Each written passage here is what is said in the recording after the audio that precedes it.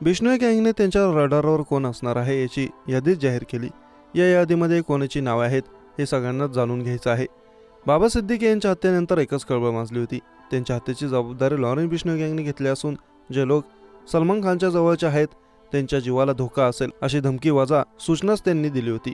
या घटनेनंतर सलमान खानला अनेक धमक्या मिळत आहेत। इतकंच नाही तर बिश्नोई गँगने त्यांच्या रडारवर कोण असणार याची यादीच जाहीर केली। या यादीमध्ये कोणाची नावे आहेत हे सगळ्यांनाच जाणून घ्यायचं आहे। गँगस्टर लॉरेन्स बिश्नोईच्या हिट लिस्टमध्ये कॉमेडियन मुनवर फारुकी आणि श्रद्धा वालवलकर यांच्या हत्याकांडाचा आरोपी अफ्ताब पुनावाला यांच्या नावांचा समावेश आहे। बिग बॉस 17चा विजेता मुनवर फारुकी नेहमीच कोणत्या ना कोणत्या कारणामुळे चर्चेत असतो।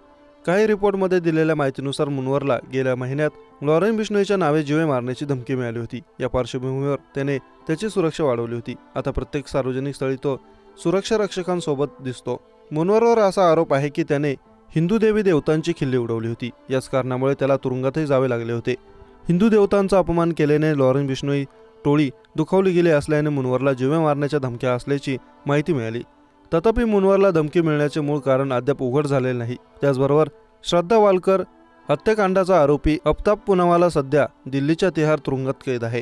त्याने त्याची लिव्ह इन पार्टनर श्रद्धा वालकरची हत्या करून तिच्या शरीराचे 35 तुकडे केले होते आणि ते जंगलात नेऊन फेकले। या प्रकरणात त्याला अटक करण्यात आली होती।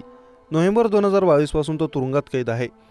त्याच्या जीवाला असलेल्या धोक्याच्या भीतीने पुनावालाला सध्या तिहार तुरुंग क्रमांक 4च्या एकाकी कक्षात ठेवण्यात आला आहे। महाराष्ट्रातील राष्ट्रवादी काँग्रेसचे नेते बाबा सिद्दीकी यांच्या हत्येप्रकरणी अटक करण्यात आलेल्या एका आरोपीने मुंबई पोलिसांना केलेल्या खुलाशानुसार पुनावाला हा बिश्नोई टोळीचा लक्ष्य असल्याची माहिती मिळाली।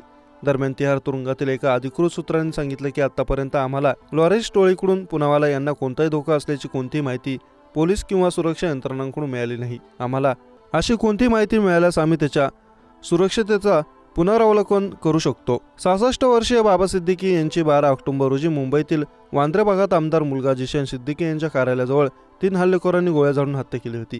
सिद्दीकी यांच्या हत्येची जबाबदारी तुरुंगातील गँगस्टर लॉरेन्स बिश्नोईच्या टोळीतील सदस्यांनी स्वीकारली होती। बिश्नोई सध्या गुजरातमधील साबरमती तुरुंगात आहे तर त्यांचे अनेक सहकारी तिहार तुरुंगात आहेत।